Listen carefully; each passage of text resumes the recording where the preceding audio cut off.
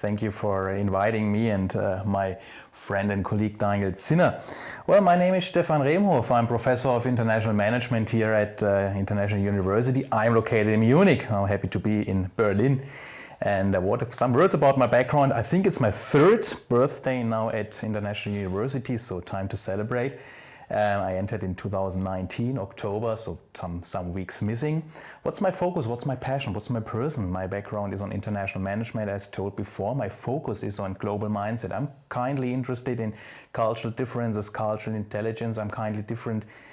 What's there in between different cultures, looking beyond the horizon? Yeah, that's very interesting for me.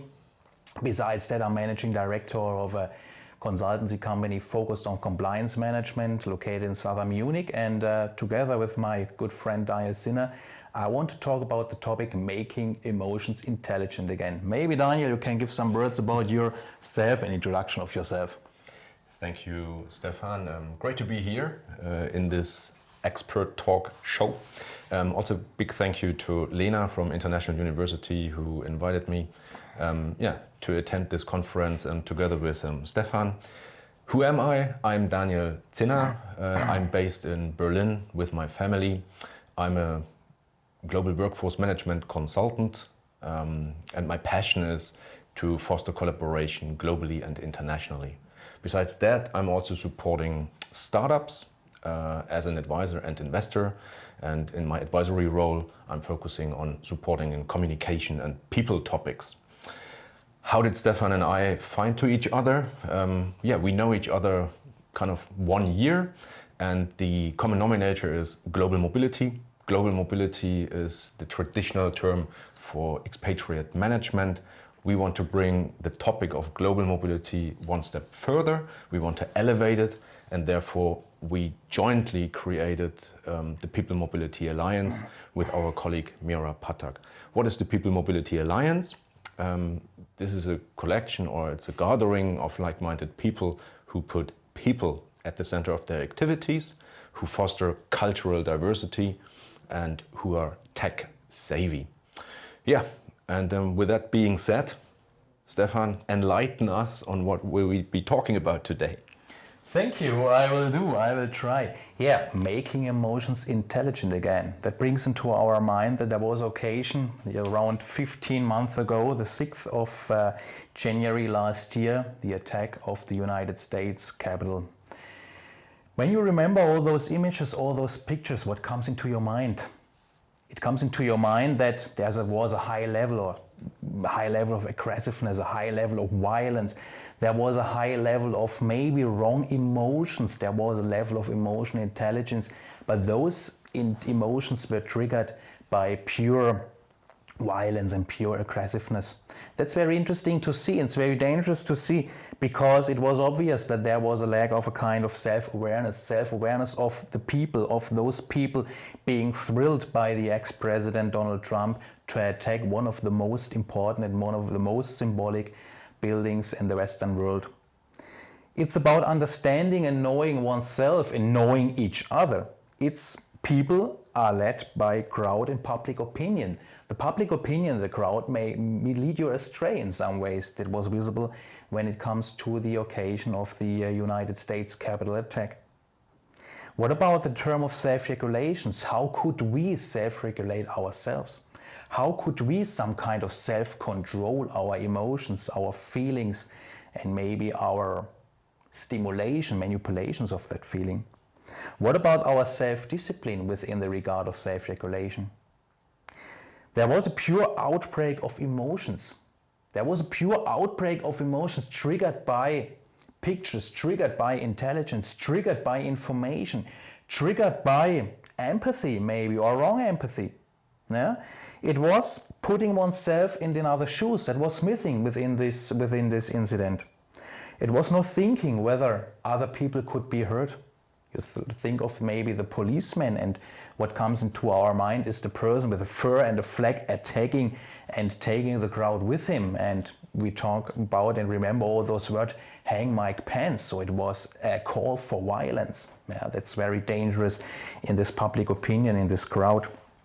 There was no constructive key in terms of motivating or dismotivating people, and there was a high level of lacking social skills.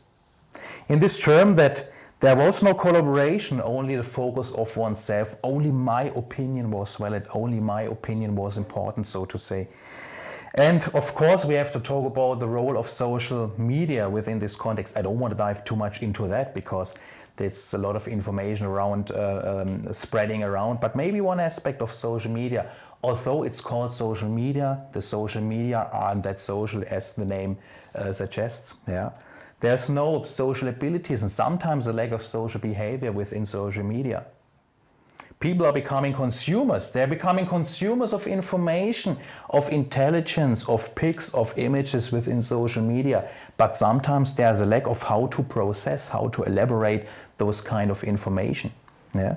And people are lacking, of course, social skills within the social media. That's kind of dangerous. People do not know about themselves. They do not know what triggers their behavior, what misleads their behavior, what leads to a wrong outcome of their behavior. Maybe violence, maybe kind of aggressiveness, maybe hang Mike Pence. People become easily manipulative. They become in terms of manipulation and they don't even know why and where it comes from. What's the impacting factors of wrong manipulation? And I think the combination, the dangerous combination of this is a kind of lack of emotional intelligence. And maybe Daniel, you can give some insights where this connection of wrong emotional intelligence comes from. Yes, thank you, Stefan. I would like to add one more example on where things go wrong or went wrong, and I would like to pick up on the social media aspects you mentioned in your example on the attack on the Capitol, US Capitol. I would like to bring up the example of the Ukraine, the situation in the Ukraine, where Russia has his special operation for now more than 6 months. And I'm being based in Germany, I'm presented with different types of facts every day.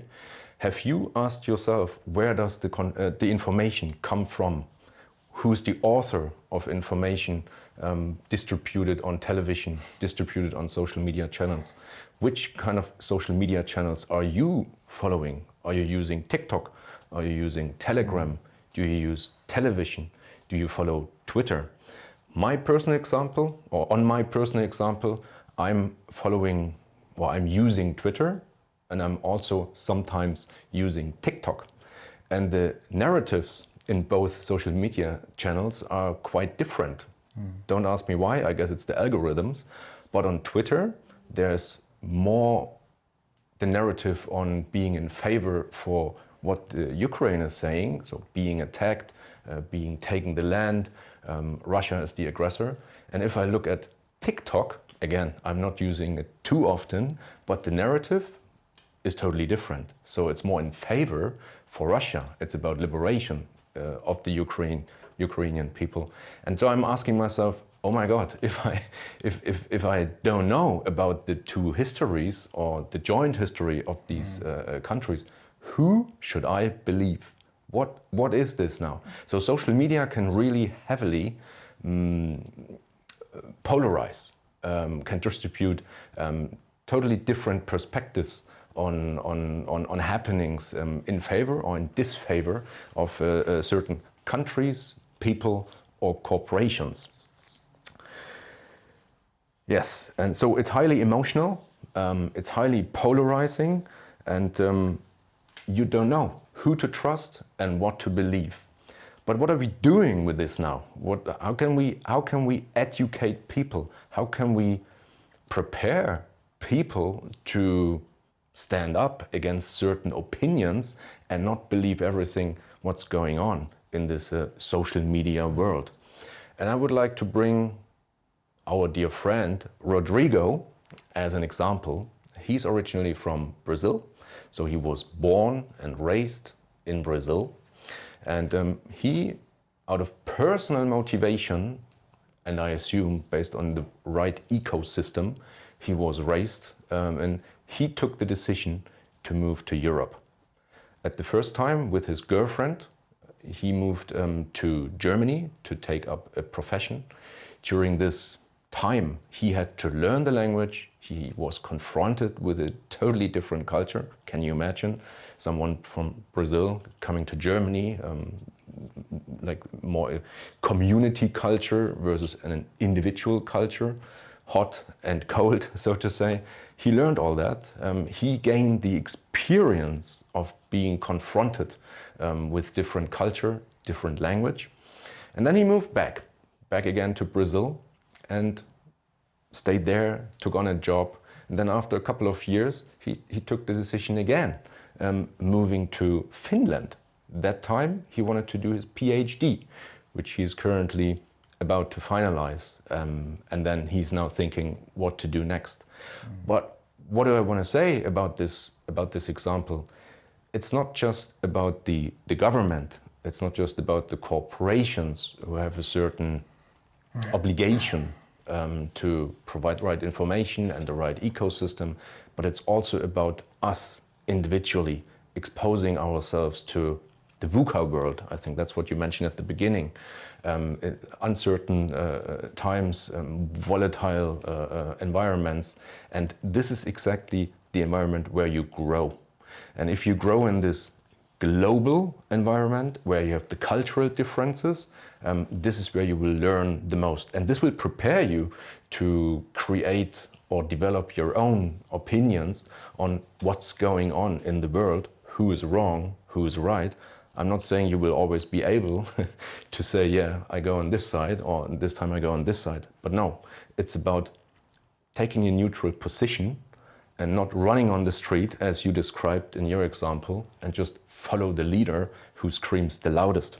I want to also emphasize on that Rodrigo, our hero in this story, developing his own global mindset, he has really learned to, number one, knowing people, number two, understanding people, number three, trusting people, and number four, investing in people.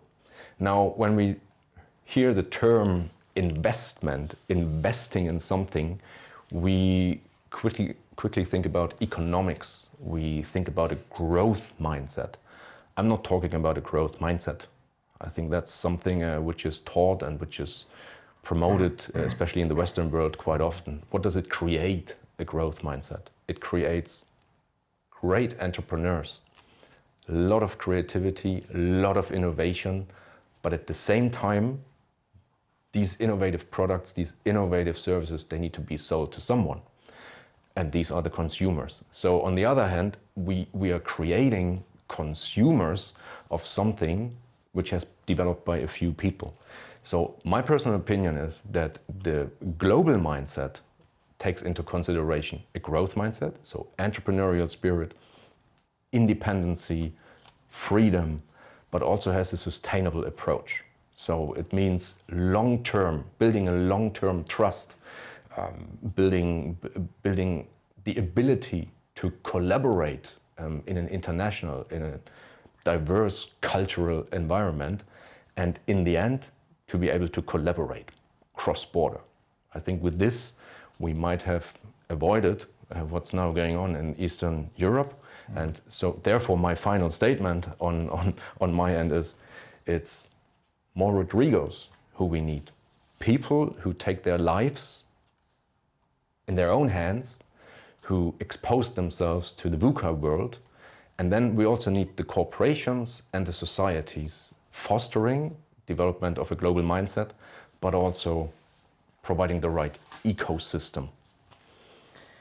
Yeah, that's a very interesting point, Daniel. You are like talking about accumulating a kind of emotional intelligence and a kind of global mindset at every station in one's life. Let's take our hero Rodrigo again, accumulates a kind of a higher level of social skills, or in this term, maybe emotional intelligence, which is really combined, and of course a global mindset. So how to build a bridge somewhere between emotional intelligence on the one hand and the global mindset on the other hand? How to make emotions intelligent again?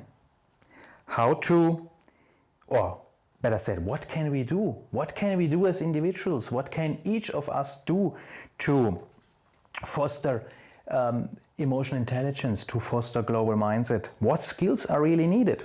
Is it to stay abroad? Is it social skills? That might be to be discussed. We need to combine emotions with curiosity. You talked about open-mindedness in a VUCA world. We need to combine emotions with reflection, self-reflection, reflection upon others, maybe tolerance as well.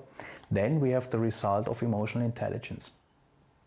What's the definition of global mindset, as you talked about, Daniel, in your statement, and how could we help to channel individual needs? Well, one of the most important aspects of a global mindset would be the tolerance towards others' opinions, towards other statements, towards others' state of minds. It's the trust and confidence in different cultures.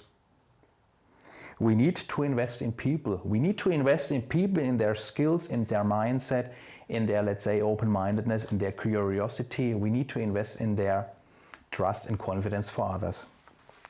People, mobility of people, as we heard before, enhances and fosters the development of a global mindset.